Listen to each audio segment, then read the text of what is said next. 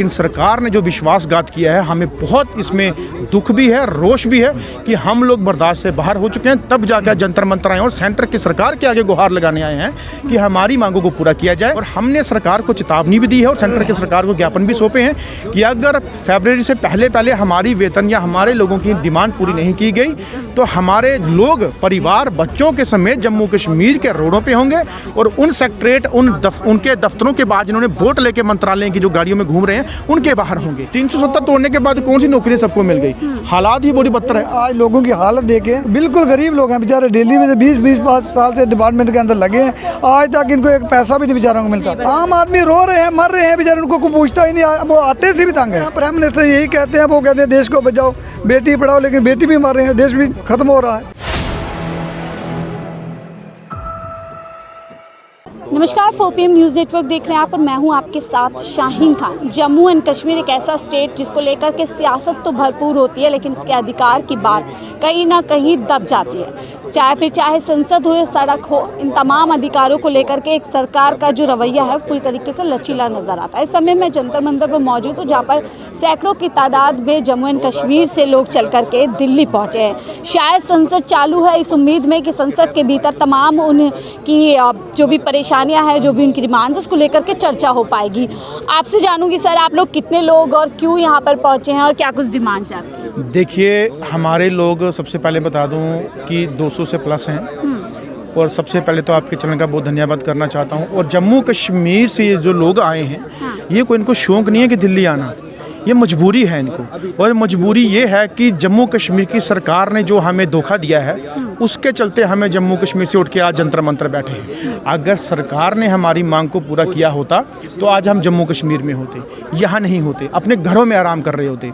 लेकिन सरकार ने जो विश्वासघात किया है, हमें बहुत इसमें दुख भी है, रोष भी है कि हम लोग बर्दाश्त से बाहर हो चुके हैं। तब जाकर जंतर मंतर आए और सेंटर की सरकार के आगे गुहार लगाने आए हैं कि हमारी मांगों को पूरा किया जाए। जम्मू कश्मीर एक यूनियन टेरिटरी आपने बनाई है, उस यूनियन टेरिटरी के अंदर क्या अधिकार आपने दिए हैं, नहीं दिए, वो आपको मैं बताना चाहता हूं। हमारे यहाँ पे मिनिमम वेजेस एक्ट जो लागू होना चाहिए वो नहीं है। हमारे लोगों का वेतन किसी का 1000, किसी का 900, किसी का 150, किसी का है ही नहीं, किसी का 2000। इस तरीके से जम्मू कश्मीर के अंदर ये लोग काम कर रहे हैं। तो ये सबसे बड़ा अन्याय जो हमारे साथ हो रहा है, जिसके चलते आज हम जंतर मंतर पे हैं। और हमने सरकार को चेतावनी भी दी है और सेंटर की सरकार को ज्ञापन भी सौंपे हैं कि अगर फरवरी से पहले हमारी वेतन या हमारे लोगों की डिमांड पूरी नहीं की गई तो हमारे लोग, परिवार, बच्चों के समेत जम्मू कश्मीर के रोडों पे होंगे और उन सेक्रेटरीट, उनके दफ्तरों के बाद जिन्होंने वोट लेके मंत्रालय की जो गाड़ियों में घूम रहे हैं उनके बाहर होंगे। और हम लोग जो हैं बहुत बड़े भयंकर रूप में जम्मू कश्मीर के अंदर आंदोलन में उतरेंगे। और अगर पहले ही हमारे मांगों को पूरा किया जाता है, वो चाहे सेंटर की सरकार करे, चाहे मौजूदा सरकार करे, उनकी वाहवाही के लिए हम लोग जो है वहाँ पे जम्मू कश्मीर के अंदर बड़े पैमाने पे उनका जो है नारे भी उनके हक में मारेंगे और उनके लिए आवाज़ भी हम। लेकिन आप लोग यहाँ इतनी दिक्कतें बता रहे हैं, 370 हटने के बाद तो इधर के तमाम लोगों को बताया और दिखाया जाता है कि सब कुछ जम्मू एंड कश्मीर में बदल चुका है, फिर चाहे वो सरकारी नौकरी हो या किसी और तरीके का विकास का काम हो। अगर बदला होता तो हम यहाँ थोड़ा होते, हम तो अपने घरों में होते। अगर वो चीज़ सही होती तो हम जम्मू कश्मीर में बड़े आराम से बैठे होते और आराम से बैठ के अपने घरों में काम कर रहे होते। ये लोग वो हैं जो बड़े दूर दराज से आते हैं। जम्मू कश्मीर का एक एक कोने से लोग आए हैं, पहाड़ी से भी आए हैं, प्लेन से भी आए हैं, कश्मीर से भी आए हैं, चनाब वैली से, पीर पंजाल से। और इन लोगों ने जो अपनी मांग रखी है, जेन्युइन है, गरीब हैं, बहुत ही गरीब घरों से हैं। कईयों ने तो अपने घरों के मुर्गे बेच के अपना जो है किराया किसी से इकट्ठा करके यहाँ पे 370 हटने के बाद भी लोगों के बिल्कुल हालात हैं। 370 तोड़ने के बाद कौन सी नौकरी सबको मिल गई? हालात ही बड़ी बदतर है। और मुझे बताइए, हमारे यहाँ की सेंटर की सरकार जब वहाँ पे इनकी डेलीगेशन जाता है तो सिर्फ ऊपर से क्रीमी लेयर से मुलाकात होती है। गरीबों से मिलिए, उन लोगों से मिलिए जो ग्राउंड पे रहते हैं, और उन लोगों से बात करिए जो ग्राउंड पे रह के अपनी मांग उठाते हैं। जब इनसे बात ही नहीं होती तो उनको क्या पता कि क्या हो रहा है नीचे। लेकिन वहाँ तो पीएम मोदी जाते हैं, मंचों से दिखाते हैं कि 370 के बाद जम्मू एंड कश्मीर, वहाँ का पूरा हालात बदल गए, युवा बदल गया है। ये हालात अगर बदलते हो तो सेंट्रल गवर्नमेंट के पास ये आज लोग नहीं आते। आज लोगों की हालत देखें, बिल्कुल गरीब लोग हैं बेचारे, दिल्ली में से 20 20 साल से डिपार्टमेंट के अंदर लगे हैं, आज तक इनको एक पैसा भी नहीं बेचारों को मिलता। एक पंचायती राज है जिसको रूरल डेवलपमेंट बोलते हैं, जिसमें पंचायत घरों में एक माली कम चौकीदार लगा है, जिसकी तनख्वाह 1000 रखी थी, लेकिन 1000 के बिना उनको 500 भी नहीं दिए। और 22 साल से वो लगातार काम कर रहे हैं, पेंडिंग बेसिस बना के रखी है, लेकिन दिया कुछ नहीं जाता। एमएलए अपनी तनख्वाह बढ़ाने के पीछे लगे हैं, 1.5 लाख से उन्होंने 3 लाख कर दी।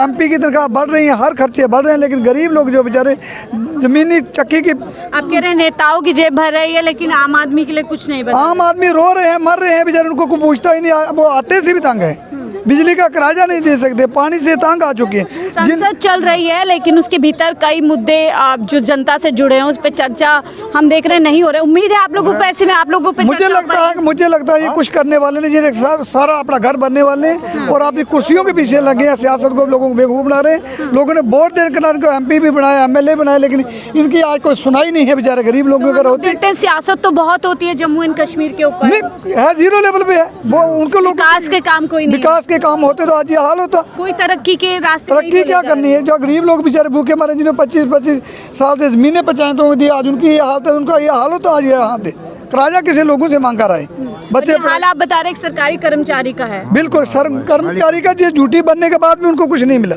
हम सोचते हैं कि स्टेट ने कुछ किया, लेकिन सेंट्रल गवर्नमेंट ने कुछ नहीं, आज करने के पीछे लगे। यहाँ पहुँचे, क्या उम्मीद है आपको? अमीर यही लगते हैं, प्राइम मिनिस्टर यही कहते हैं, वो कहते हैं देश को बचाओ, बेटी पढ़ाओ, लेकिन बेटी भी मर रही है, देश भी खत्म हो रहा है, कैसे चलेगा ये देश? कुछ हालात बदले 370 के कुछ नहीं बदल, नॉर्मल 0 लेवल पे चले। अभी बिजली के इतने किराए बढ़ गए, लेकिन बिजली का किराया नहीं लोग दे सकते। लेकिन रोटी चलाना तो कहाँ, बिजली का किराया नहीं लोग दे सकते। तो एक बात बताइए, केंद्र सरकार जब इधर आती है, पीएम मोदी 370 के नाम पे अलग अलग राज्यों में फायदा लेते हैं, चुनावी फायदा उठाते हैं, आप लोगों का कोई फायदा नहीं हुआ? उनको फायदा होता तो ये हालत इन लोगों की नहीं होती है। रियासत जम्मू कश्मीर के अंदर गरीबी इतना फायदा नहीं हुआ। हमें तो ये बताया जाता है मीडिया के जरिए से, पीएम के जरिए से, किसी 370 हटने के बाद बहुत कुछ बदल गया है। उससे 0 लेवल पे चले, 0 पे कुछ फायदा होता, अगर मैम कुछ फायदा होता तो हम इधर थोड़े पहुंचते हैं। हमारे उधर चलता है कि बेटी बचाओ और बेटी पढ़ाओ, हर घर में यही नारा लगता है, लेकिन हम यही सोचते हैं, हमको बोलने में भी शर्म आती है कि हमको 1 महीने का 900 रुपये मिलता है, 900 में हम बेटी बचाएं, बेटी 900 रुपये आप 1 महीने का पर डे का हमको 29 रुपये मिल रहे हैं। क्या करते हैं आप? कुक, स्कूल में कुक लगाया, सुबह जाते हैं 8 बजे जाते हैं और शाम को 4 बजे वापस घर पहुंचते हैं हम, और 900 रुपये 1 महीने का मिलता है। हमको तो रोना आ रहा। हमारे जो माँ बाप हैं उन्होंने हमारे साथ उन्होंने तो अच्छा किया, उन्होंने गवर्नमेंट ने बोला कि हम आपको नौकरियां देंगे, ये करेंगे वो करेंगे, उन्होंने तो हमारे बारे में सोचा, लेकिन हम हर घर में जब बोलते हैं ना बेटी बचाओ बेटी पढ़ाओ, हम उस टाइम रोते हैं। हम मेरी 4 बहनें हैं, हम जब ये नाम सुनते हैं हम रोते हैं। क्यों रोते हैं? कि हमारे माँ बाप को 1 महीने का 900 रुपये मिल रहा है, वो हमको ना पढ़ाएंगे ना बचाएंगे। हमको सब आपका सरकारी पे है या ठेके पे है? आप ना सरकार के सीधा सरकार पे है, और 900 रुपये महीना, और सेंटर से हमारा जा रहा है 1000 रुपया, और हमारी जम्मू कश्मीर की सरकार बहुत ज़्यादा गरीब हो रखी है और 100 रुपया हमारा वो हारी है। लेकिन अब तो कह रहे यूटी है, यूटी के बाद तो केंद्र सरकार पूरी तरीके से उसका विकास के लिए नए नए रास्ते विकास नहीं, कोई विकास नहीं हो रहा। जब हमारे इलेक्शन का टाइम आता है उस टाइम बड़े बड़े वादे किए जाते हैं। उम्र सरकार बोल रही थी हम 1 महीने के पहले आपको परमानेंट करेंगे। जब इलेक्शन हो गया हम उसके बाद उनके पास गए तो उन्होंने सीधा बोला हमारे पास पावर कुछ नहीं है, पावर कुछ नहीं। सिर्फ चुनाव आएगा जम्मू एंड कश्मीर के नाम पे, उससे जुड़े पाकिस्तान के नाम पे फायदा उठाया जाएगा, पर आप लोगों के लिए कुछ नहीं किया जाएगा। ना, हमारे लिए कोई फ़ायदा नहीं होता है, लेकिन अपनी सीट के लिए कुछ भी बोलता है, लेकिन अपने लिए उसको बहुत फ़ायदा होता है। उमर सरकार के लिए इस लेकर बहुत फर्क होता है। तो क्या जब मीडिया में प्रचार ही सिर्फ प्रचार हो रहा है? हकीकत प्रचार सिर्फ सियासत होती है। ये ना 370 टोटे के बाद यही हुआ कि ये सियासत चली है, यानी अब डबल लेवल की सियासत हो गई है। उमर साहब जो एनसी वगैरह ये अलग सियासत करते हैं। पहले स्टेट था आप लोगों को अच्छा था तब वो तो ठीक था, वो ठीक था।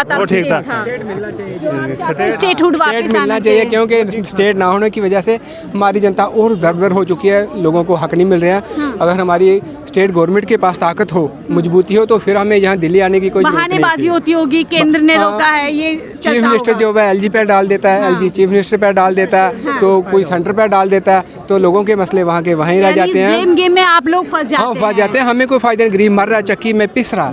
ये हालत देखो 25 साल से 25 यूटी से उनको खुद फायदा होता है, सियासत वालों को, बस आवाम पब्लिक को फायदा नहीं होता है। कर्मचारी पिस रहा है, पिस रहा है, क्योंकि यूटी के पहले उसको इस वक्त भी पता है, अब जाएंगे एलजी के पास, वो कहता है नहीं उमर साहब करेंगे, लोकल गवर्नमेंट करेगी। लोकल गवर्नमेंट के पास जाएंगे, वो कहते हैं नहीं जी केंद्र सरकार करे। ना ये और ना वो, हम दो जगह लटके हुए हैं बंदे। लेकिन पहले बेहतर थी, पहले बेहतर थी जी। जब राज्य था तब बेहतर थी। आप लोग चाहते हैं वापस स्टेटहुड हो जाए? मैम स्टेटहुड क्या होगी या नहीं होगी, स्टेटहुड की तो बात बाद में। हम जिस बात से परेशान कि हमारी माँ ने जो मुर्गी पाली 6 महीने या 1 साल मुर्गी पाली, लेकिन आज हमको मजबूर होकर दिल्ली आना पड़ा और घर से मुर्गी बेच के अंडे बेच के हम दिल्ली पहुँचे। और हम सोचते हैं कि अगर किसी को विश्वास नहीं है, हमारा मेडिकल किया जाए। हम 3 दिन से भूखे हैं, 3 दिन से भूखे हैं। अगर किसी भी लीडर को विश्वास नहीं है, हमारा मेडिकल किया जाए। 3 दिन से हमने खाना नहीं खाया। आप सोचो क्या हमारी स्टेट है। और सरकार में 3 दिन से आप लोगों ने भोजन नहीं खाना नहीं, भोजन कहाँ है, कहाँ? आप खुद मैडम सोचो कि अगर घर से एक बंदा मुर्गी बेच के दिल्ली पहुंच रहा है, एक बंदा अंडे बेच के दिल्ली पहुंच रहा है, तो वो खाना कहाँ से खाएगा? अगर हम रास्ते में खाना खाएंगे तो वापस पैदल जाएंगे। हम पैदल तो नहीं जा सकते। 800 किलोमीटर है हमारा घर इधर से दूर। 800 किलोमीटर हम पैदल कैसे जाएंगे? हम नहीं पैदल जा सकते, भूखे रह जाएंगे। हम 3 दिन हुए, अभी 3 महीने में भूखे रह जाएंगे, लेकिन पैदल कैसे जाएंगे? क्या लगता है संसद में आप लोगों की चर्चा होगी? क्योंकि वहाँ तो वंदे मातरम पर चर्चा हो रही है। अब तो हमको उम्मीद है, जैसे हम दिल्ली पहुँचे तो दिल्ली वाली सरकार से हमको उम्मीद है। दिल्ली वाले खुद